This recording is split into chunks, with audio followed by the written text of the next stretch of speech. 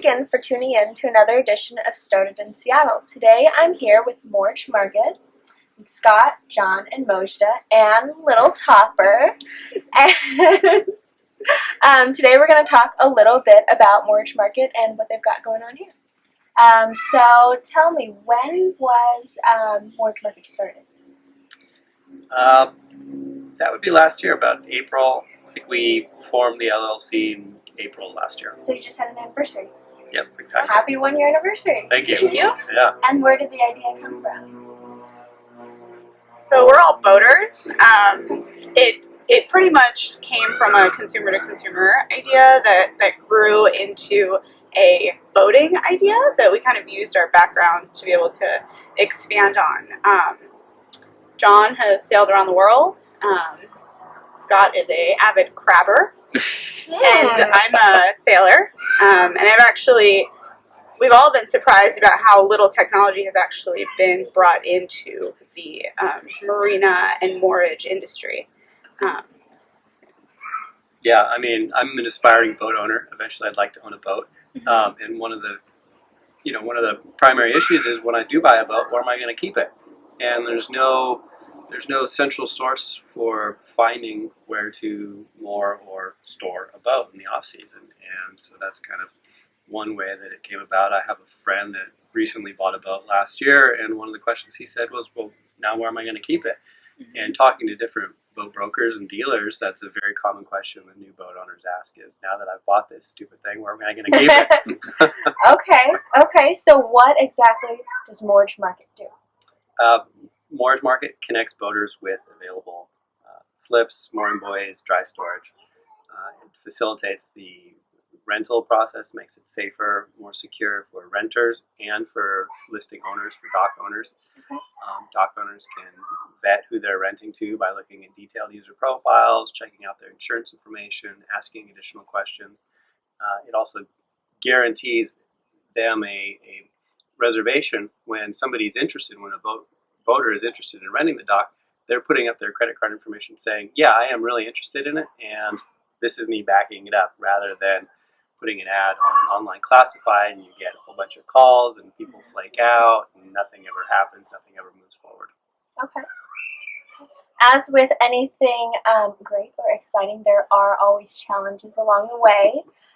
Could you tell me about a recent challenge that you've had and how you've worked to overcome that? I don't know which one. Let's see. Being in a startup, I feel like is in and of itself challenging. The roller coaster of the day to day, the roller coaster of just being able to kind of focus and refocus on what it is you're trying to do. I think one of our challenges recently has been sort of prioritizing.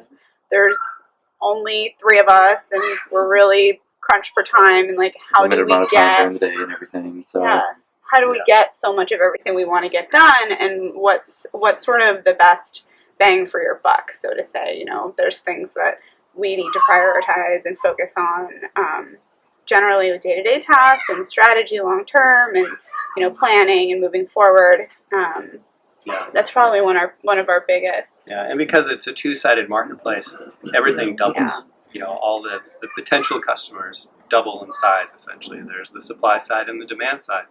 And we really need to segment down and focus on one particular segment on the demand side, really, really nail down and focus and go after that segment. So that's a challenge, is just, nailing down what to focus on. Okay. So to prioritize, I think we meet a lot, and when we're constantly in contact on Facebook and whatnot, and other messaging, systems, we CC each other on a lot of emails. So, today, before the interview, we had another meeting where we talked about strategy and long-term, short-term, what our goals were and whatnot. So, for the 3 of us, it's really important to stay in contact and kind of keep each other apprised of kind of what we're all working on and where we are in the process and how things are going.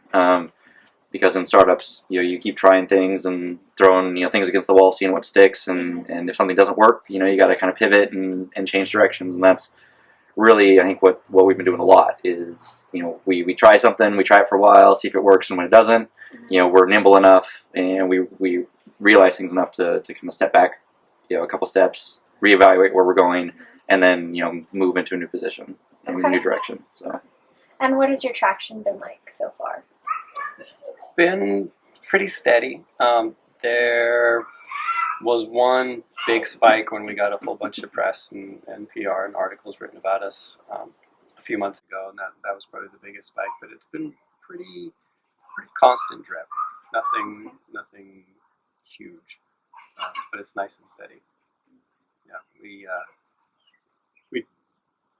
relatively recently hit 300 registered users, just over 100 active listings on the site.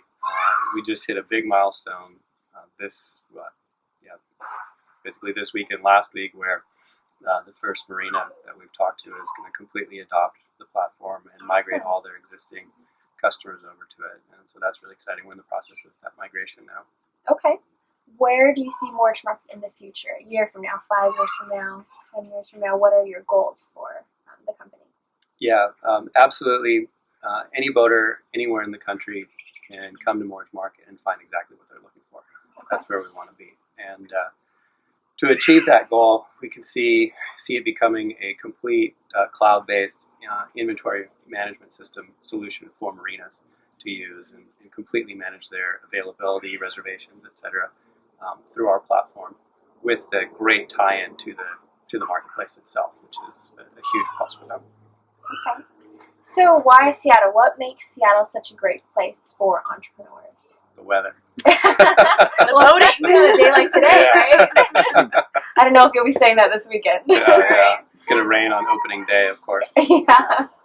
I think the boating community. I'm a Seattle Yacht Club member and a Corinthian Yacht Club member. I sail all year round here, rain or shine, and I think the boating community here really inspired us to start here. And it's our backyard. You start in your own backyard, and then you sort of grow from there. And it's nice to have the tech hub being in Seattle too. So MoorageMarket really is a technology concept that's been added to marinas and moorage and can be scaled nationally and internationally.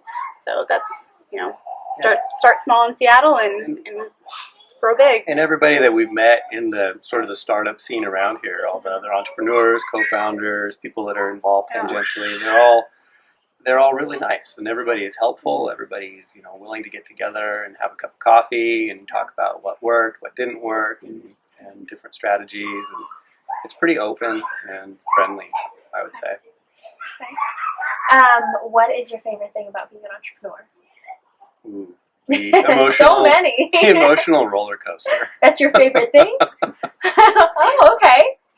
I think my favorite thing about being an entrepreneur is that what you do every single day matters. Whether it's right or it's wrong, every single thing you touch in the company is going to have an outcome. And that's huge because working, in a company, sometimes it's not the case. You work on a project for a few weeks, and then your manager decides, I'm not going to use that. Mm-hmm.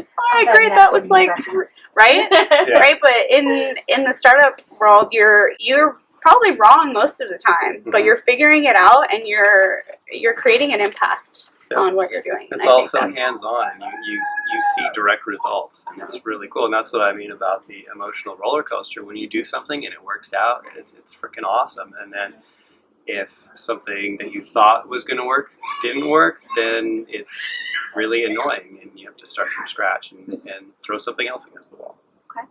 And mine's the personal investment, working on something that's yours and having that ownership of it. And, what John was saying about, the personal involvement and the highs and lows. I mean, that all matters to you, and it's all personal. So that's what's exciting for me. Perfect. So in closing, I warned you guys about this. My favorite question to ask, what is one business idea that you've had that you're willing to share or give away to our viewers? I think Moj has that one. One business idea that I've had is I've noticed that traveling outside of Seattle, a lot of people don't compost, they don't recycle, they just throw everything in their trash. I think it would be really cool to have an app that people could scan barcodes of products that they use, and it would tell them, oh, okay, this is a paper product. You can either compost this if it's got food on it, or you can recycle it, and it would give people, instant like knowledge and I envision it sort of like as if these three are your trash bins, your compost, your recycle, and your compost, trash, and recycle. There's like a scanner, like a one that you see at a grocery store. You can just scan your UPC and it tells you which box to put it in. I love that idea. Yeah, I hope someone does it. I'd love to see it one day because MoorageMarket's taking up all my time. Yeah, There you go do it. Well, thank you guys so much for your time today. It was Yeah. a pleasure meeting with you guys. Thanks, And Jessica. Topper. And Topper, of And course. Topper. Say bye, Topper.